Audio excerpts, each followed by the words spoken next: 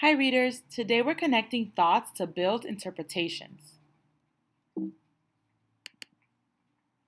Today's goal is to build interpretations by looking across our thoughts, finding patterns, and making connections.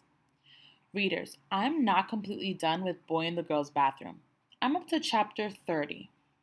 But today I want to teach you that once you have built up lots of thinking about different aspects of the book, so even if you're not done, but you still have tons of stop and jots, you can now start looking for patterns and connections between those ideas. Once you've done that, you can think about the life lessons that the author might be teaching. So we're going to try this work together. Before I try these thought prompts, I'm going to go back to some of my ideas. So I picked two of my stop and jots. My last stop and jot from yesterday's work is this. Bradley is starting to trust Carla and their sessions are improving. He seems hopeful and happy. Great. Now I'm turning to one of my post-its from way back earlier in chapter 5. I jotted down the librarian and Mrs. Ebel think Bradley is a bad student and a bad kid. So watch me as I try to connect those ideas by using some of these thought prompts.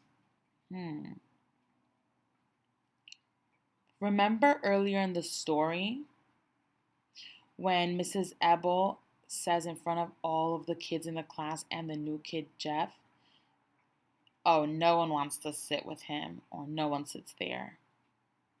That was very rude. She was very rude towards Bradley, and it shows that she doesn't work to build a relationship with him. She's an adult that gives up on him. Remember earlier in the story when the librarian doesn't allow Bradley to check out a book? He wants to read a book, he wants to do his book report, and she doesn't allow him to. She doesn't allow him to because of his previous bad choices, but it just shows that, again, an adult is giving up on him. These ideas might go together. Well, these ideas are complete opposite, actually. They go together because they show us these two sides. They show us adults that don't give up on their students, like Carla. And then they show us adults, like Mrs. Ebel and the librarian, that don't work on their relationship and make these really harsh judgments of kids, right? Thinking they're bad kids just because they've made bad choices.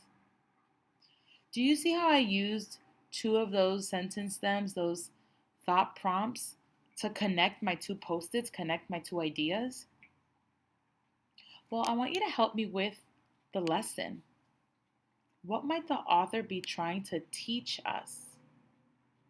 Take a second to think to yourself. Maybe say this sentence, the prompt out loud to yourself.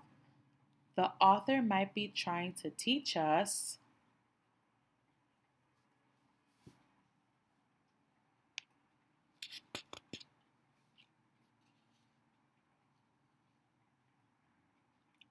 great. Maybe with these ideas, the author might be trying to teach us that having someone who gets you makes life happier. Having someone that understands you makes life happier. Wouldn't you agree that Bradley is starting to care about school and he's starting to be much happier now that there's an adult in his life like Carla who cares and doesn't give up on him? Yeah. Or maybe, let's try a different one. Maybe the author might be trying to teach us that it means a lot when you reach out to someone who feels misunderstood. Wow. Bradley had these two adults in his life at school, the librarian and Mrs. Apple, who have completely given up on him. And now he has met someone who didn't give up, and she reached out to him. Continued to invite him in for sessions. Continued to be kind. And obviously this means a lot to him because he's starting to change.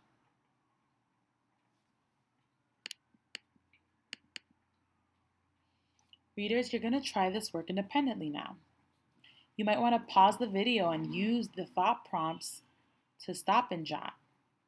You're going to read independently for 45 minutes, and then you're going to continue to build an interpretation. And you might want to do what we tried in the lesson together. Connect some of your post-its or your stop and jots from your reader's notebook. Think about how they connect first, and then move on to build a life lesson. All right, readers, see you next time.